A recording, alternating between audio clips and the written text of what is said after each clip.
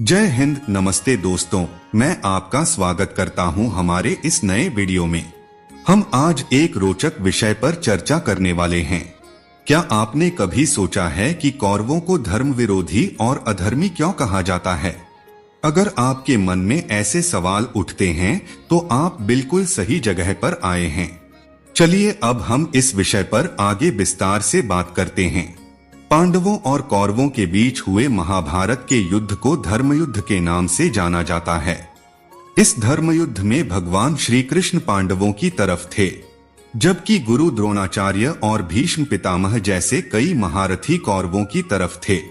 अब बात यह आती है कि जब गुरु द्रोणाचार्य, कृपाचार्य और भीष्म पितामह जैसे ज्ञानी और ध्यानी महारथी कौरवों की तरफ थे, तो कौरवों को अधर्मी क्यों कहा गया और महाभारत के युद्ध में उनकी हार क्यों हुई?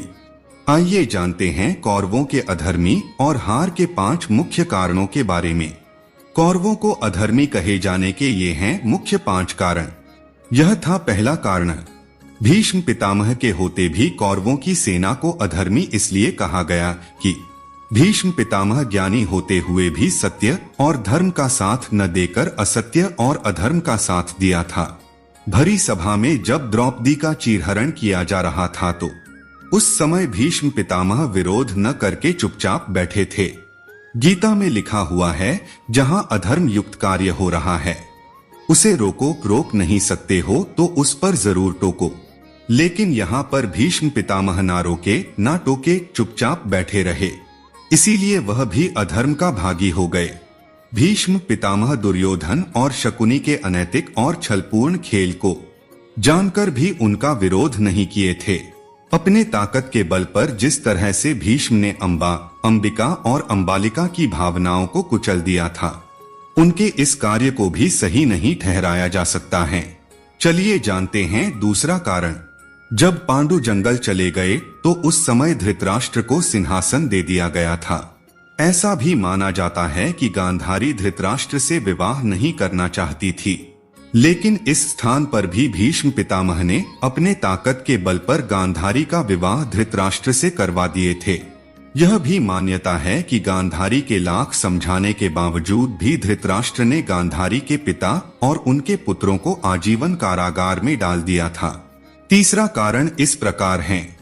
कौरवों के अधर्मी होने का तीसरा कारण दुर्योधन को माना जाता है। महाभारत का युद्ध केवल दुर्योधन की जिद, अहंकार और लालच का ही परिणाम था।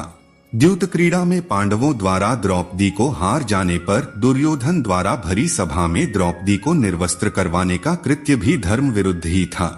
अधर्मी कहे जाने का चौथा कारण, कौरवों को अधर्मी बनाने का एक कारण दुर्योधन के मामा शकुनी को भी माना जाता है।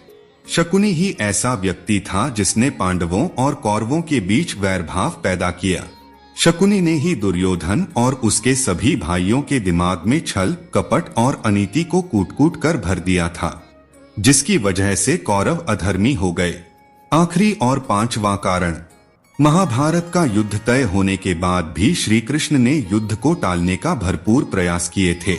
इसके लिए श्री कृष्ण पांडवों को केवल 5 गांव देने का प्रस्ताव लेकर हस्तिनापुर गए थे, जिस पर दुर्योधन ने इस प्रस्ताव को यह कहकर अस्वीकार कर दिया था कि युद्ध के बगैर मैं सुई की एक नोक के बराबर भी जमीन नहीं दूंगा।